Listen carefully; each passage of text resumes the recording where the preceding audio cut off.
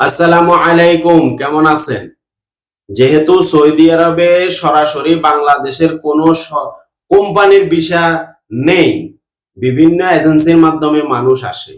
কিন্তু আমার পক্ষ থেকে আপনাদের প্রতি অনুরোধ থাকবে, আপনারা যদি পারেন নিজেদের পরিচিত মানুষ অথবা নিজেদের আত্মীয় স্বজনের মাধ্যমে আসার চেষ্টা করবেন। বর্তমানে যেই সব এজেন্সির মাধ্যমে লোকগুলা আসতেছে তার 99% মানুষ ধোঁকা খাচ্ছে। এখানে আসে, কাজ দিচ্ছে না, কামা বানায় দিচ্ছে না, খাবারের টাকা দিচ্ছে না, উদাও হয়ে যাচ্ছে। 4 লাখ 5 লাখ টাকা নিয়ে সৌদি আরবে ঢুকাই দিছে, এরপরে লাফাত্তা। কে কাকে কিভাবে আনছে, কোথায় নিছে, কোনো খোঁজ খবর নাই।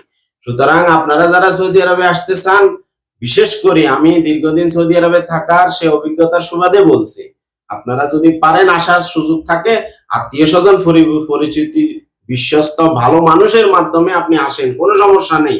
কাজ জানলে সমস্যা নাই, কাজ আজকেও কালকেও হবে। কিন্তু বিশেষ করে যে বাংলাদেশে এজেন্সি আপনাকে পাঠাইতেছে, সে এখানে থাকে না, সৌদি আরবে থাকে না, সেই এজেন্সির মাধ্যমে আপনারা সৌদি আরবে আসবেন না। আসলে বিপদে পড়বেন 100% ধরে রাখেন।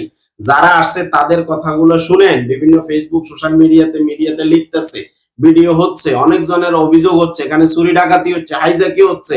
বর্তমানে সৌদি আরবে বাঙালিরা করতেছে। সুতরাং আপনারা আসার সময় 1 কোটি বার চিন্তা করেন, এইসব এজেন্সির মাধ্যমে আসবেন না। যারা বাংলাদেশে আছে কিন্তু সৌদি আরবে তাদের কিছু নাই, এইসব এজেন্সির মাধ্যমে সৌদি আরবে আসবেন তো আমও গেছে, সালাও গেছে। শুনলে শুনেন, না শুনলে অসুবিধা নাই, সেখানে মরুভূমিতে ঘুরেন।